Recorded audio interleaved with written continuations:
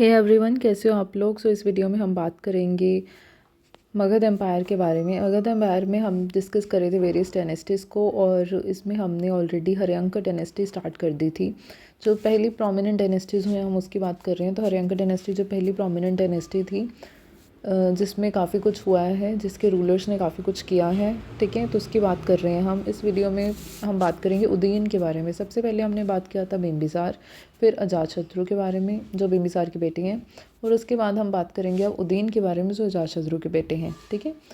तो let's start the video. इस video को पहले हम इंग्लिश में डिस्कस करेंगे, फिर इसी वीडियो को हम हिंदी में डिस्कस करेंगे। So let's start. So first of all, what you must know that Udayin, whose time period extended from 460 BC to 440 BC, and he was the son of Ajatashatru.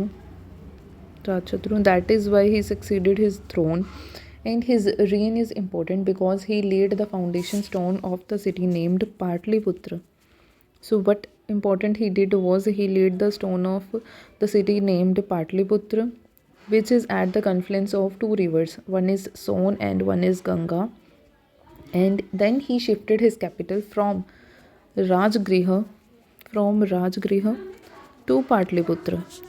So before Udayan, the capital of Magadha Empire used to be Rajgriha, but now when Udayan came, he shifted his capital from Rajgriha. Udayan was also known as Udaybhadra, and the most important aspect of his reign was that he laid the foundation of Patliputra. After Udayan, there came many other successors like Anuruddha, Mund, and Nagdashak, respectively, and these were all very weak and they didn't do much significant which can be mentioned in Magadha Empire. So अब इन्हीं बातों का हम हिंदी में discuss करते हैं। So सबसे पहले बात करें उदयन के टाइम पीरियड के बारे में। तो उदयन का टाइम पीरियड एक्सटेंड करता है 460 बीसी से 440 बीसी तक। उदयन जिन्हें उदयभद्र कह के भी बुलाते हैं, उनके रेन का जो सबसे इम्पोर्टेंट काम था वो ये था कि उन्होंने जो पाटलिपुत्र नाम की जो जगह है, ठीक है, पाटलिपुत्र नाम की जो सिटी है, उसका फाउंडेशन स्टोन ले किया था, मतलब उसकी नींव रखी थी।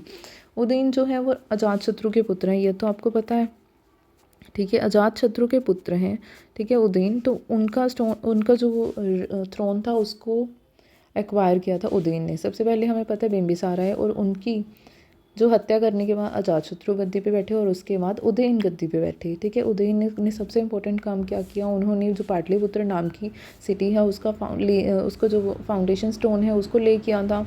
और ये पाटलिपुत्र नाम की जो सिटी है ये 2 रिवर्स के कॉन्फ्लुएंस पे बनी हुई है। कौन कौन से 2 रिवर्स हैं हमारे पास? एक है सोन रिवर और दूसरी है गंगा रिवर, ठीक है। सोन और गंगा रिवर के कॉन्फ्लुएंस पे बनी हुई है।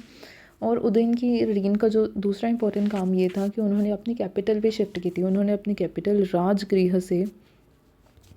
राजगृह से पाटलिपुत्र शिफ्ट कर दी थी, ठीक है। तो ये उनकी रेन का दूसरा इंपॉर्टेंट काम था, क्योंकि उनसे पहले मगध एम्पायर की कैपिटल राजगृह रही थी, ठीक है। तो उन्होंने अपनी कैपिटल भी शिफ्ट कर दी। इसके बाद उदयन के बाद काफ़ी 3-4 और सक्सेसर्स भी आए हुए उनके, जैसे कि अनुरुद्ध, फिर उनके बाद आए मुंड और उनके बाद आए नागदशक। बट ये इतने ज़्यादा वीक थे, इतने ज़्यादा प्रोमिनेंट नहीं थे, तो इनके बारे में ज़्यादा बात नहीं की जा सकती। तो ये थी बात उदयन के बारे में, उदयभद्र के बारे में। Thank you so much.